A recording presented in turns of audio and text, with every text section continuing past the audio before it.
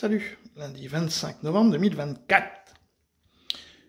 Bon, donc il y a eu une réunion de l'OTAN aujourd'hui, là, ou demain, je sais plus, par rapport à ce missile Orychnik, qui apparemment inquiète énormément l'Occident. Alors là, c'est la carte que les Russes ont proposée, avec un départ d'Astrakhan, et donc le calcul de balistique, donc qui donne Rome à 1000 km et 13 minutes,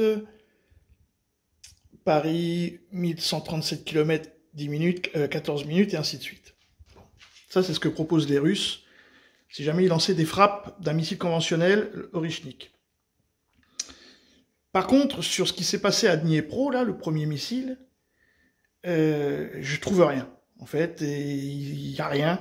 Il y a comme un espèce de blocus autour de autour de la frappe. La frappe, c'est une usine. C'était la première usine russe qui est à l'origine de la fabrication du Sarmat et tout ça. Donc c'est une immense usine qui était, moi je me suis renseigné un peu. Alors, je peux pas vous le dire, le nom c'est en ukrainien ou en russe là. Mais bon, c'est une usine apparemment qui est sur 5 ou 6 étages en profondeur et qui servait donc au départ à faire des missiles, maintenant à réparer les chars, enfin voilà. En tout cas, c'était une usine militaire. Et de ce qui court comme bruit, c'est qu'en fait, elle a été détruite entièrement. Elle a été implosée, pas explosée, mais implosée façon tremblement de terre.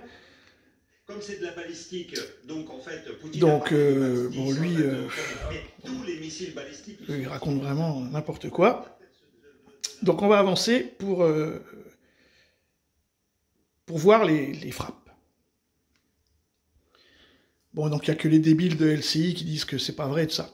Donc en fait, la question c'était comment un missile de 6 têtes peut avoir autant d'impact. Alors il y a plusieurs militaires qui ont cherché, quoi, comme beaucoup, ceux qui veulent essayer de comprendre.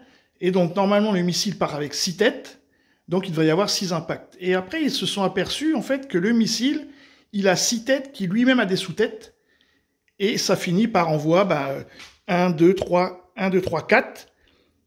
Donc ogive qui arrive à la vitesse de la lumière, ça y est, je vis bien aussi moi, à la vitesse de Mach 10, donc à peu près quoi, 12 000 km/h. Et en fait, ça fait comme un plasma, comme dans les films science-fiction, quoi. Il n'y a même pas besoin qu'il y ait de charge explosive, ni nucléaire, ni rien du tout. C'est l'ogive en elle-même qui est suffisamment puissante pour détruire. Et c'est pour ça qu'on voit ça. Alors, on va revenir. Donc, on regarde de nouveau. Se sont désagrégés parce que lui, il a participé à des essais. Quand il y a les... Vous voyez là? Alors là, je vais essayer de... Vous voyez, c'est ça, quoi. C'est-à-dire que là, ça ferait 1, 2, 3, 4, 5, 6. 6 ogives qui frappent en même temps. Parce que lui, il a participé à des essais. Quand il y a les 6... Voilà, vous voyez, c'est net, hein. Donc 6 têtes, de chacun peut-être 6 ogives, ça fait 6 x 6, 36. C'est pour ça qu'on voit autant d'impact. Alors qu'il y avait que 6 têtes au départ.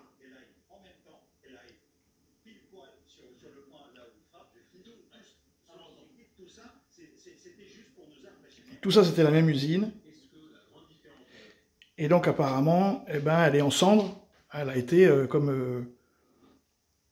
implosée de l'intérieur. Donc c'est ça qui fait peur aux Occidentaux, parce que c'est une nouvelle arme que tout le monde rêve, c'est-à-dire la guerre des étoiles, sauf que c'est balistique et que ça part du sol, mais ça arrive à Mach 10, et donc c'est inarrêtable, et ça transperce à peu près n'importe quoi.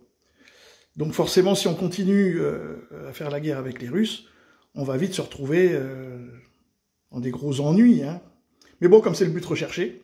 Salut les amis!